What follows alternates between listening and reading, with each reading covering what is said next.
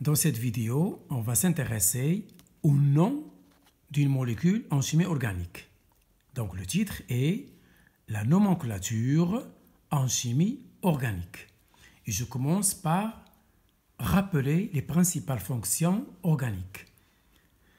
Il faut connaître la formule générale d'un acide carboxylique ou un acide organique, c'est RCOH. En général, R, c'est un radical alkyle, c'est CN, H2N plus 1.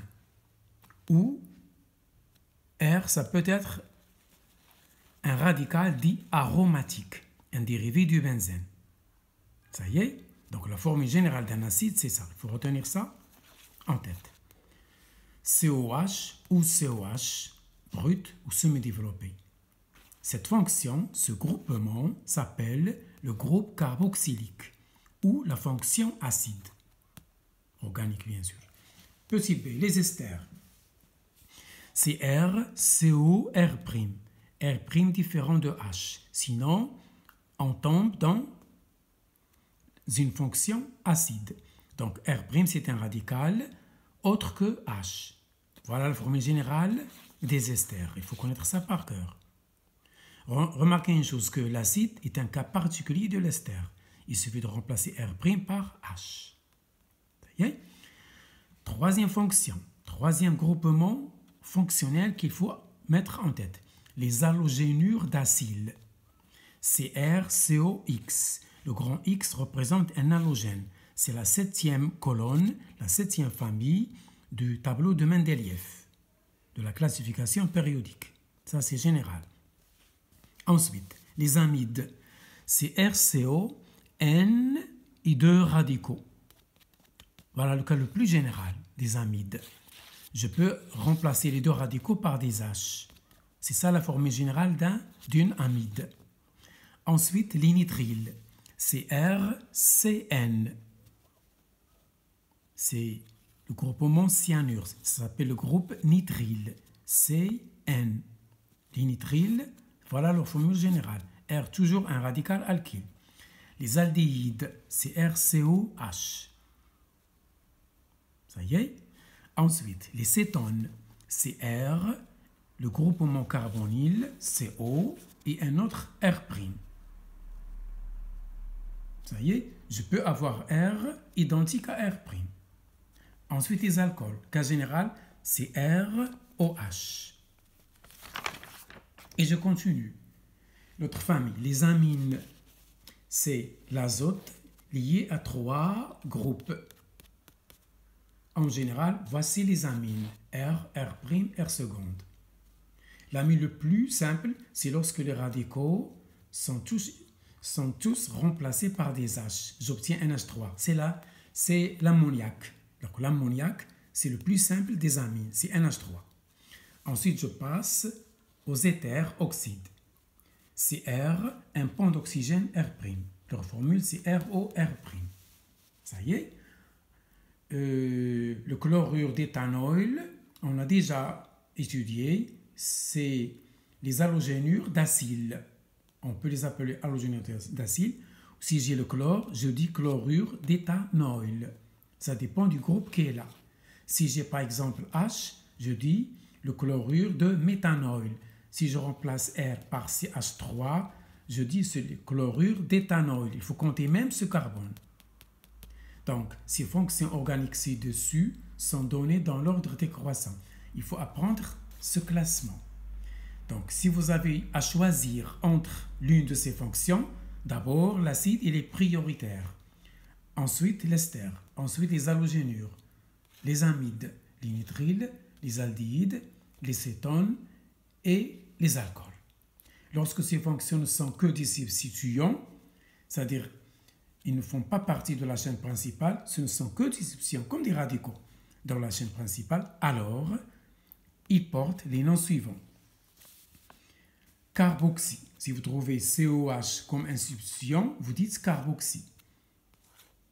COR, vous dites R. Si vous avez le méthyle, vous dites méthyle. Si vous avez l'éthyle, vous dites éthyle. Oxycarbonyle, ça c'est un carbonyle.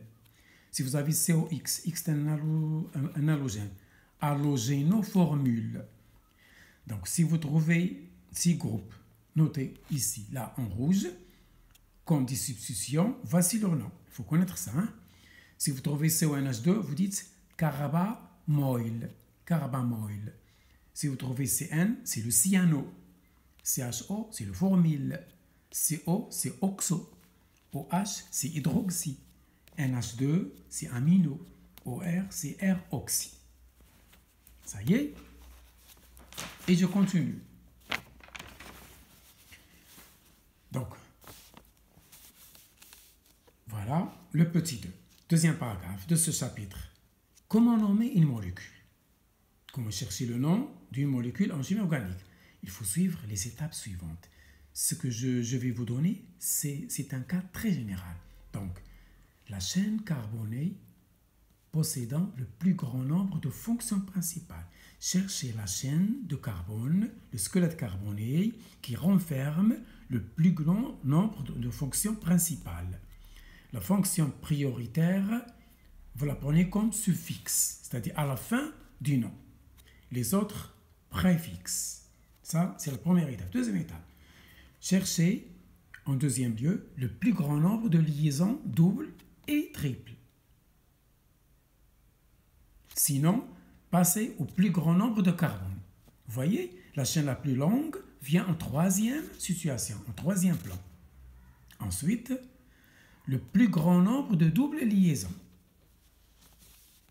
Sinon, vous cherchez le plus grand nombre de préfixes.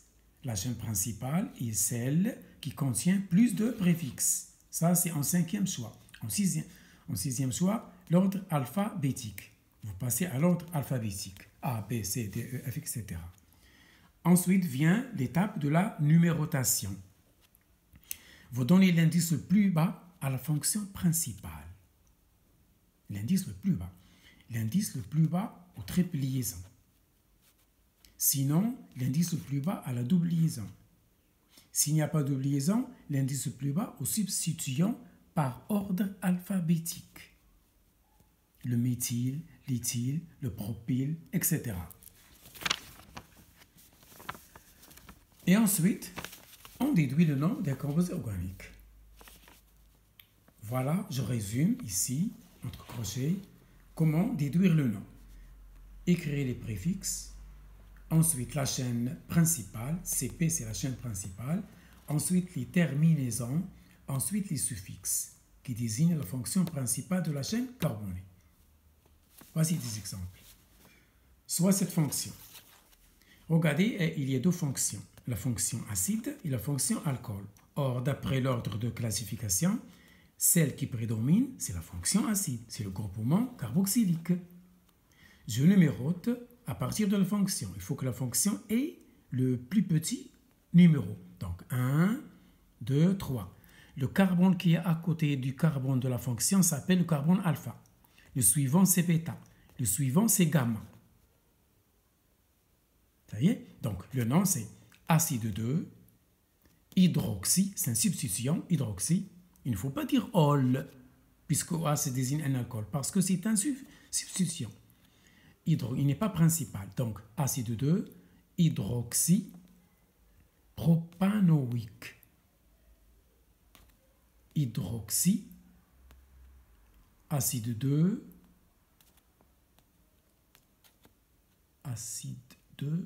hydroxy, acide 1, ici acide 1, 2 hydroxy propanoïque. L'acide 1, 2 hydroxy, c'est-à-dire le groupement H est attaché au deuxième carbone. 2, ça y est, hydroxy propanoïque. Ou bien acide alpha, hydroxy propanoïque. Deuxième molécule, regardez ici. Il y a deux fonctions. Celle qui prédomine, c'est la fonction acide. Et je numérote comme tout à l'heure. 1, 2, 3, 4. Le carbone alpha, le carbone bêta, le carbone gamma. Vous pouvez vous passer de cette deuxième nomenclature où il y a alpha, bêta, gamma. Et je note acide.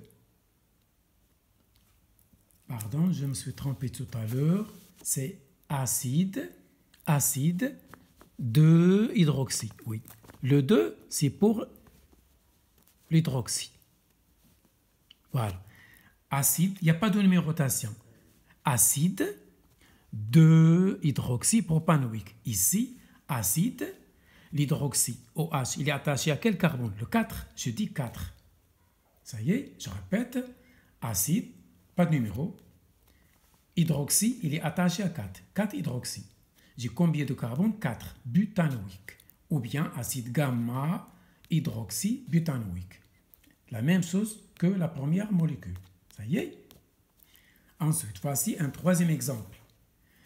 J'ai deux fonctions qui sont en concurrence. Je choisis celle qui prédomine, c'est l'acide, et je numérote en lui donnant le plus petit indice. 1, 2, 3, 4, 5. Ça, c'est le groupement carboxylique. Ça, c'est le groupement hydroxyle. Celui qui domine, c'est COH.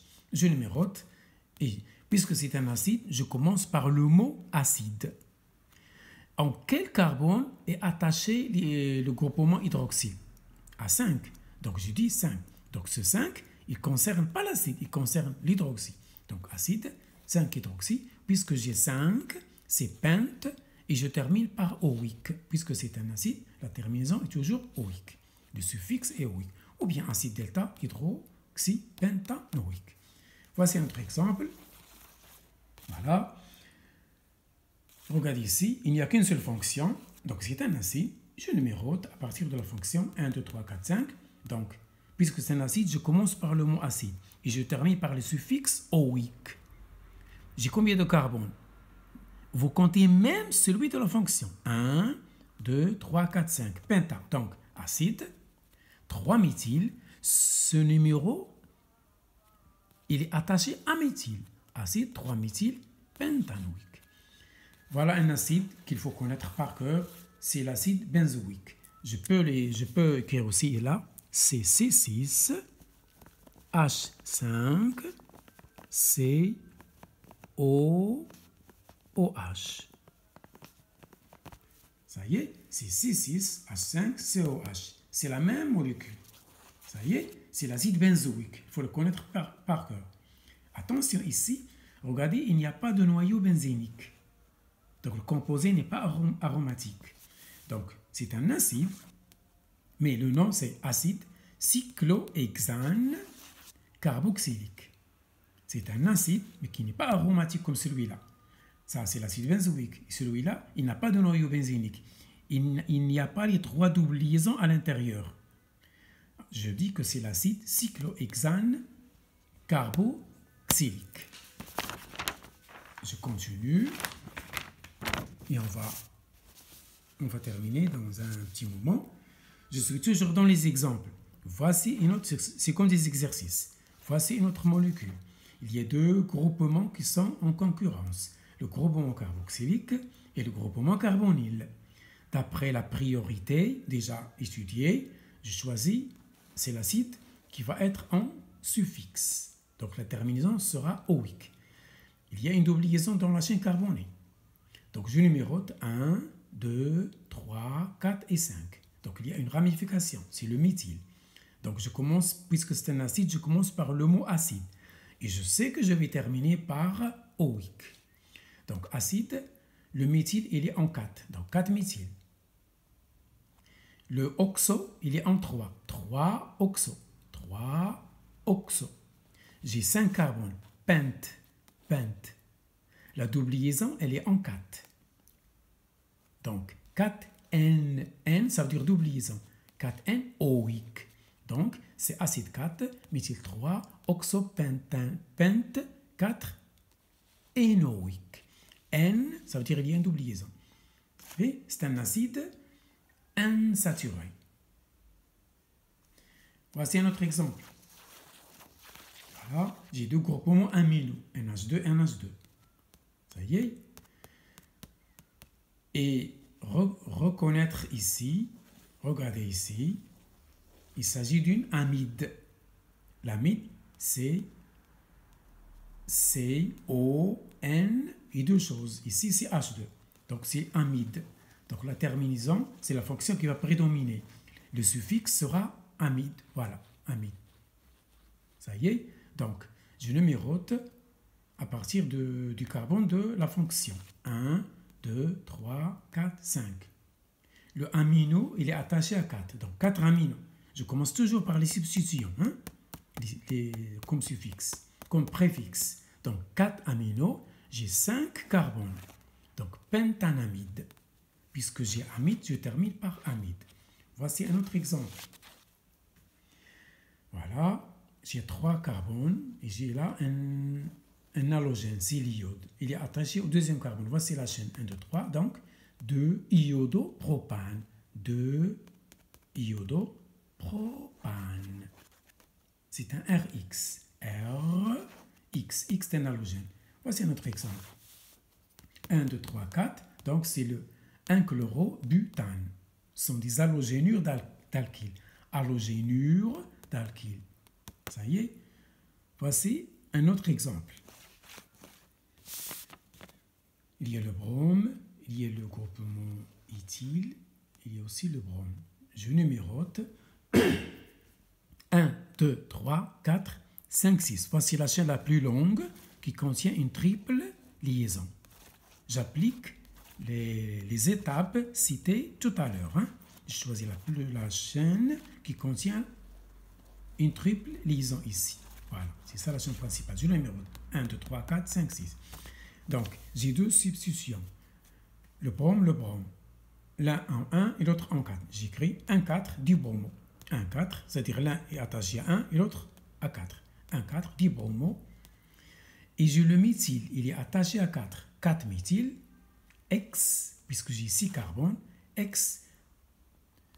La triple liaison, elle est attachée en 2. Le minimum, pas le 3, le 2. X de in, puisque c'est un alcyne. Les triples liaisons, la terminaison, c'est in. Ça y est, remarque, si vous trouvez ces groupes comme substitution, comme préfixe, alors le CH2 double liaison CH, ça s'appelle groupe vinyle. Si j'ai 3, c'est le groupe allyle. Ça y est. Celui-là, une triple liaison, c'est l'éthynyle. Éthynyle. Ce sont des cas particuliers. Il faut connaître ça. Hein? Voici un exemple. Voici une molécule. Voilà. La chaîne principale, c'est celle qui contient le plus grand nombre de doubles liaisons. C'est celle-là. Pas double et triple. D'abord les doubles. Voilà pourquoi j'ai choisi cette chaîne principale. Comme principale, il y a 2 doubles liaisons. Mieux que double et triple. Vous savez, ça y est. Et je numérote 1, 2, 3, 4, 5. Voilà. Et je suis les règles citées tout à l'heure. Le 3-éthyle. Le 3-éthyle. Éthynyle. Le 3. Regardez ce groupement.